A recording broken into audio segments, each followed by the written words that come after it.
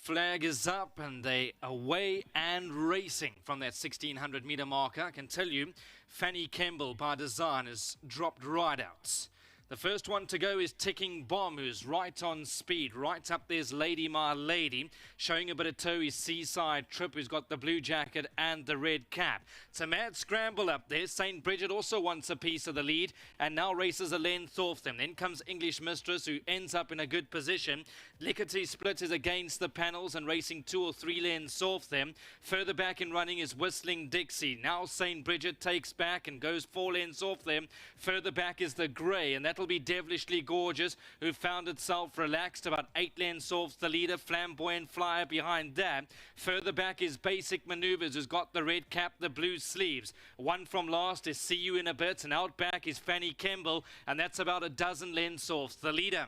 The speed has been real good. Like I said, the first part was a mad scramble, but they've relaxed, they've settled down in racing formation, and Ticking Bomb is in front from Lady My Lady in second. Then comes Seaside Trip, who races in third. Lickety Split off the false rail goes to the inside. English Mistress got the green jacket and now makes its run down the centre with St. Bridget. They went past the 400 and it's still Ticking Bomb with on the inside Lickety Split, who's letting loose with a big run. Ticking Bomb, Lickety Split on the outside, Flamboyant Flyer. Then comes Basic Maneuvers, who's running a cracker. Basic Maneuvers now comes home hard. Flamboyant Flyer down the centre. Ticking Bomb on the inside. Great finish, very close. Flamboyant Flyer thinks done enough. Ticking Bomb was right there. Great race, but it will go to number 11, Flamboyant Flyer.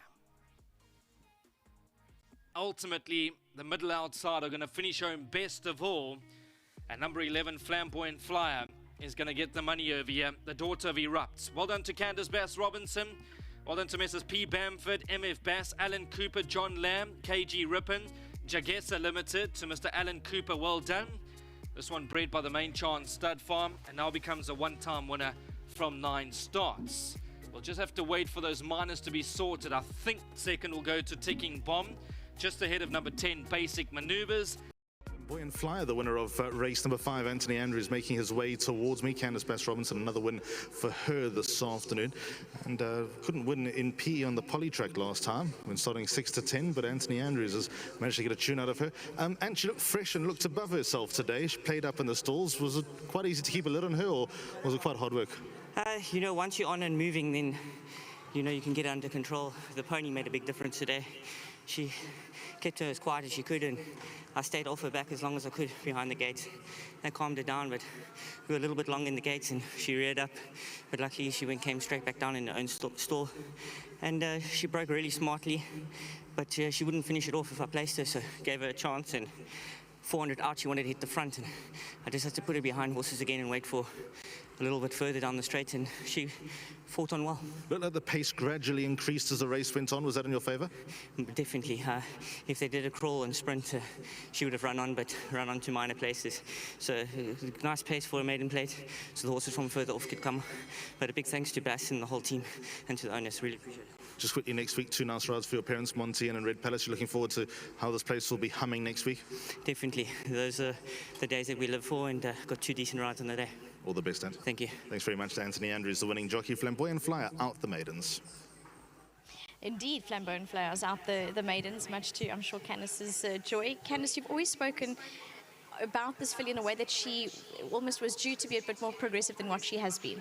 She was, Vicky, early on. She showed me that she had something at home. She was very athletic, and she used to be, I think it was, I don't know, 2nd or 3rd start at Durbanville where she was running on strongly, and then she just like progressively went a little bit backwards and scratching my head a little bit, and then I ended up sending her to Port Elizabeth and on the poly, which didn't work out at all. She raced up way too handy on the poly and she didn't enjoy that. So this was her last chance today. She's going on a sale, and I think everyone's kind of been itching us to, you know, maybe sell the filly because she's not really doing anything, and I've been saying just hang on, just be patient. So I'm glad that it worked out today.